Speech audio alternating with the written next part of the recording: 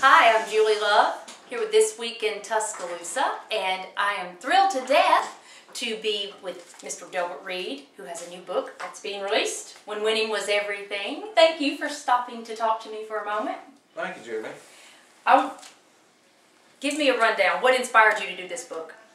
Interestingly, Paul Bryant Jr. and I go way back as friends for 40 years, and I've worked for him for a dozen years or so, and wrote a book about his father. And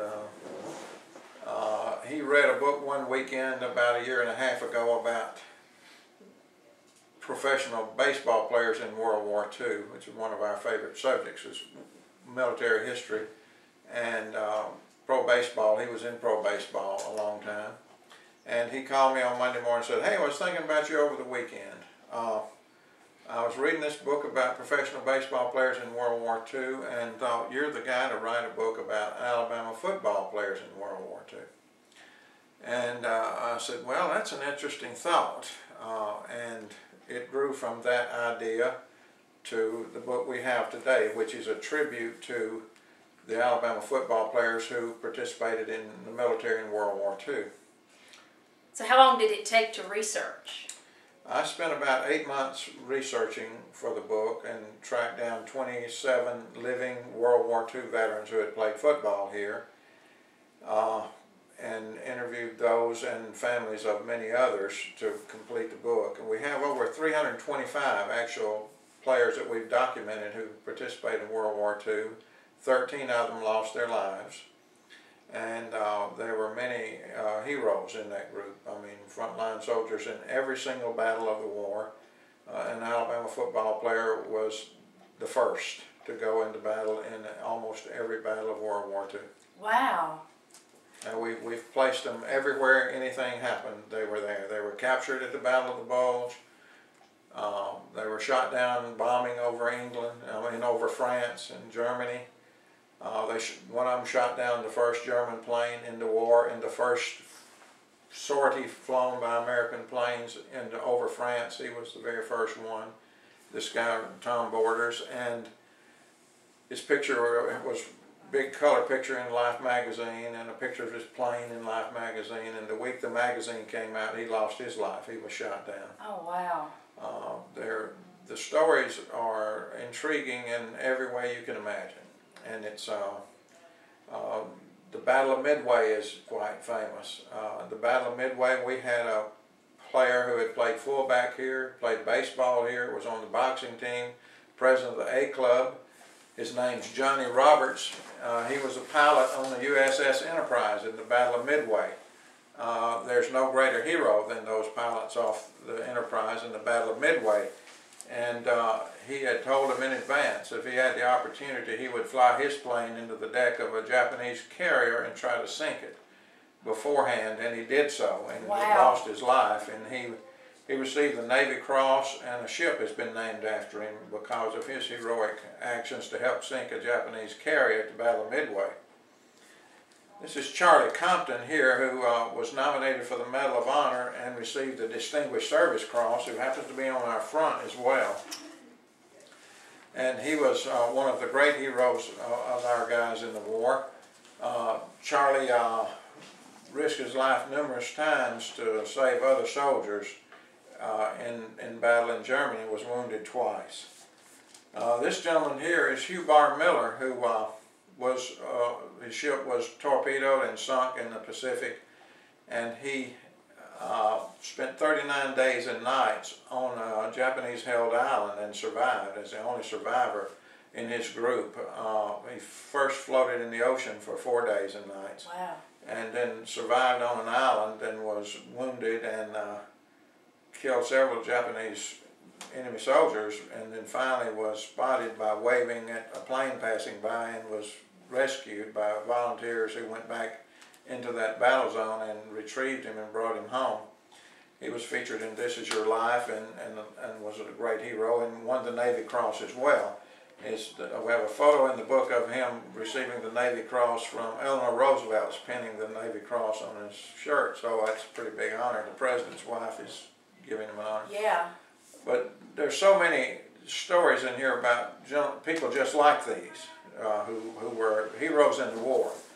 and who had played football here, who basically slipped through the cracks. Their stories were never really told. At that time, for one reason or another, there was a lot going on in the war, and the headlines were full of war stories. And not everybody got their picture in Life magazine like Tom Gorder's did. Wow. And that was because he was the first air hero of the war against Germany. The first, not our first, the first. American war. And that's they did even this big portrait of his plane taken off in England in Life magazine. So when you get such guys as these in here, and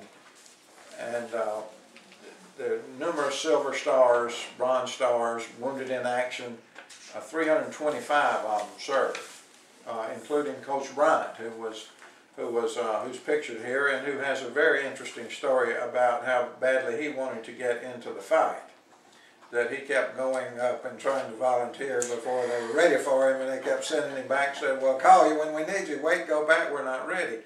And he was pushing himself to the head of the line, which is typical of Coach Bryant. Sure. If you knew him, you know, I want to be first and I'm ready to fight. Sure. And, we're having a great Veterans Day weekend at the university. It's like a big homecoming almost. Well, as a result of the idea for the book, and interestingly enough, I know you'll edit this out, but I'll tell you that this is the third time I've quit a real job and gone to work for Paul Bryant Jr. in a sense, and done something he's asked me to do. Well, it sounds like he has pretty good ideas. He has good ideas, and he likes to see that they're done, and he has a way to motivate you like his dad did. And the opportunity was presented, and it looked like a good idea, but it far exceeded our expectations on what we found.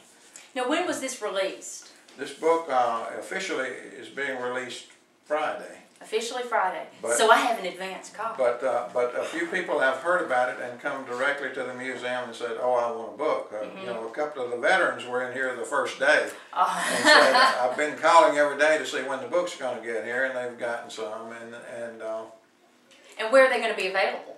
Well, they're available at the Bryant Museum at the moment, and the Soup Store, starting this weekend, will have them. So the Soup Store and the Bryant Museum, they're available online at bryantmuseum.com.